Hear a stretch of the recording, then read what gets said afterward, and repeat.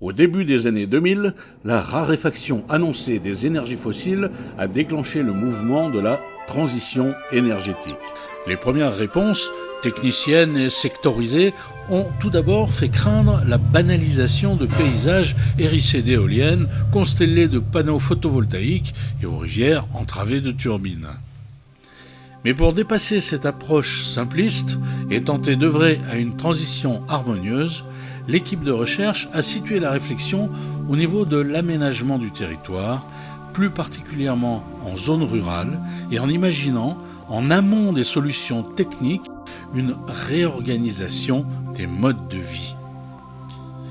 Le territoire du parc naturel régional du Livradois-Forez est le terrain de cette recherche, la ville d'Ambert, le lieu de l'action et des projets. Depuis 2012, plusieurs promotions d'étudiants de master des écoles d'architecture de Grenoble, Lyon et Saint-Étienne sont venus enquêter sur le terrain avant d'élaborer des dizaines de projets concernant le bâti, l'espace public ou agricole du secteur. Une matière libre et créative dont s'est inspirée l'équipe de recherche pour formuler les principes fondateurs d'un écosystème énergétique plus vertueux. Le 7 mai 2015, ces idées sont soumises aux élus, techniciens et habitants d'Ambert lors d'une journée de présentation et d'échange. Un parcours exposition dans la ville, suivi d'un forum d'échange pour débattre sur place des différentes stratégies, de pointer les possibles, les limites, les enthousiasmes et les doutes. Le point de départ, c'est effectivement cette idée qu'à terme, on va devoir changer notre système énergétique. Et de voir comment l'énergie, l'évolution du système énergétique peut aussi être accompagnée d'évolutions dans les modes d'alimentation, dans l'agriculture, dans l'économie, dans c'est ce qui fait la richesse d'une communauté. 6 points stratégiques, lieux emblématiques de la ville d'Ambert, sont successivement arpentés, observés, analysés par les visiteurs, puis mis en projet par des hypothèses d'aménagement développées par les étudiants et l'équipe de recherche. Le premier projet s'intéresse à la question de l'agriculture en ville, de l'agriculture urbaine. Donc il proposait d'investir ce site en créant des logements, mais des logements collectifs qui seraient concentrés sur la bordure pour recréer un front bâti sur l'avenue et garder tout le cœur de ce terrain pour y faire du maraîchage. Et ce projet ne s'intéressait pas seulement au bâti et à l'aménagement de cet îlot, mais aussi imaginer de créer une pépinière d'entreprise pour faciliter l'installation de jeunes agriculteurs qui souhaiteraient s'implanter dans la région. Sur chacun des sites visités, 2 à 3 projets sont ainsi présentés, en n'omettant jamais de mettre l'accent sur l'incidence des solutions imaginées sur la vie des habitants d'Ambert et des environs. Sur ce site, on a 2 projets qui s'appellent Noosphère et Au fil des murs, qui ont tous les 2 des stratégies assez proches l'une de l'autre. L'idée, c'était de se dire, sortons de la réflexion énergétique à l'échelle du bâtiment, comment on chauffe son bâtiment, comment on produit éventuellement de l'énergie par des panneaux solaires sur le toit, mais comment on peut réfléchir à des bâtiments neufs qui surproduisent de l'énergie, qui pourraient être réinjectés dans les bâtiments plus anciens, moins performants, de manière à équilibrer ces questions de production et de consommation énergétique. Le centre-ville historique, dense et étroit, abrite un habitat à forte valeur patrimoniale, mais aussi des bâtiments vétustes, dégradés et souvent désertés. Les projets ont visé à redonner une attractivité à ce cœur de ville pétri de potentialités et de contraintes. On est dans un centre-ville historique, les ruelles sont plutôt étroites, les bâtiments sont relativement petits, avec des surfaces aussi assez réduites, et aujourd'hui, ça ne correspond pas forcément au mode de vie actuel et aux envies que peuvent avoir les gens.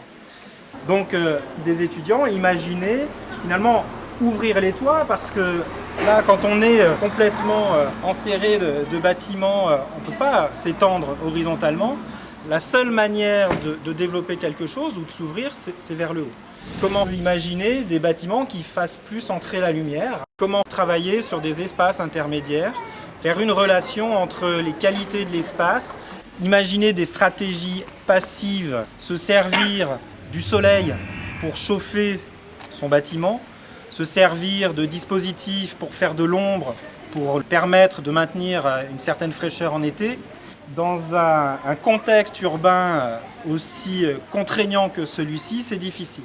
En fait, rendre attractif le centre-bourg ou les logements qui sont dans la ville, quel est l'intérêt? C'est pour que, plutôt que de laisser tous ces logements vacants, ils soient de nouveau réinvestis par des habitants qui viendraient s'installer là, au lieu de construire une maison dans un lotissement à l'écart du centre-ville et qui du coup auraient besoin de leur voiture pour emmener les enfants à l'école, aller faire leurs courses, alors que s'ils habitaient le centre-bourg, ils feraient tous ces déplacements à pied ou à vélo.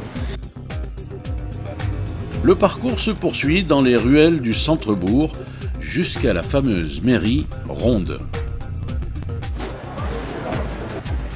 Puis elle traverse le marché avant de rejoindre l'îlot Chabrier, poumon vert de la cité. Il y sera évoqué et commenté de nouveaux projets d'aménagement, à commencer par celui du jardin lui-même, plus particulièrement au niveau de son pourtour et de ses accès. La réflexion a été de se dire comment les qualités du jardin peuvent bénéficier aux gens qui habitent autour, ce qui n'est pas vraiment le cas. On a une école, on a des bâtiments, et on le voit très bien ici, qui ne sont pas tournés vers le jardin véritablement. Les projets, justement, réinterrogent cette relation spatiale. Seront également évoqués dans ce même cadre de verdure des projets situés en bordure de ville. On a 3 projets qui illustrent un peu cette démarche donc de compatibilité ou de complémentarité entre la partie rurale d'Ambert et sa partie dite urbaine. Premier projet, l'aménagement d'espaces d'équipement agricole au cœur de la zone industrielle. Voilà, l'idée c'était de mixer l'industrie et l'agriculture pour former de nouvelles associations, avoir d'autres fonctions. Et nous on avait imaginé un restaurant d'entreprise, donc ça serait plus pour avoir de l'énergie humaine et diminuer les transports entre midi et 2. Imaginer cette zone industrielle comme un parc où on pourrait se promener, rester pour manger à midi, quelque chose d'agréable on va dire, un nouveau lieu. Des projets visant à enrayer l'étalement des zones pavillonnaires au profit d'installations agricoles innovantes. Ça c'est un projet qui vise aussi à solidariser les gens qui habitent déjà sur place avec une nouvelle population qui serait active via la ferme. Donc,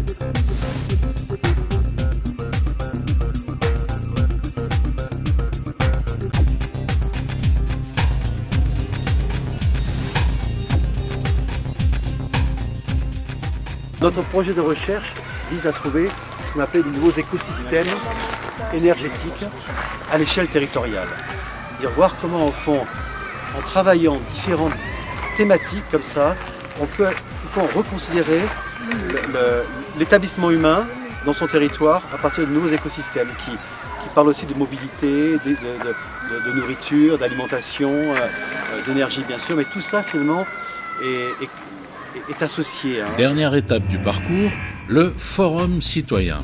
Élus, techniciens, économistes, architectes, associations et simples citoyens reviennent sur les hypothèses et projets d'aménagement avant de prolonger la réflexion de leurs propres impressions et suggestions. Et en fait, il y a la proposition du bioclimatique et du bioclimatique en réhabilitation. Là, on a une piste de réflexion et je pense que beaucoup de projets qui ont été évoqués cet après-midi intègrent cette dimension-là. Donc, notre économiste nous présente un bilan dans lequel l'unité de mesure est le kilowatt ou le kilowattheure.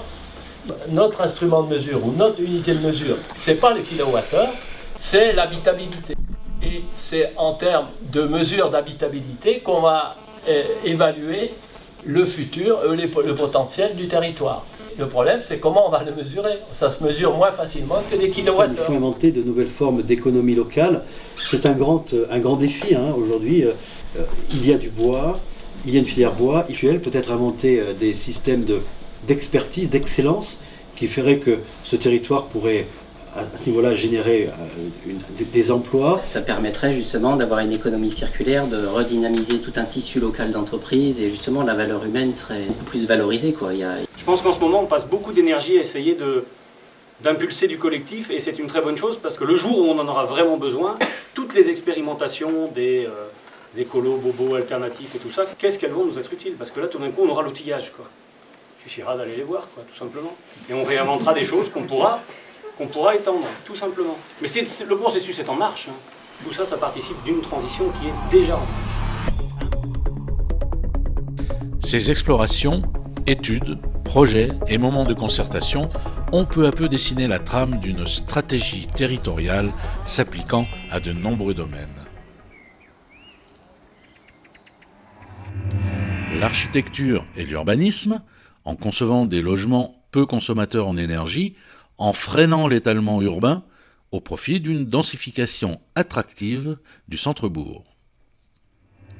L'agriculture, en valorisant les ressources énergétiques locales, en favorisant les circuits courts pour l'alimentation et pourquoi pas en organisant une production agricole au cœur même de la ville pour rendre l'espace urbain et l'habitat plus attractifs.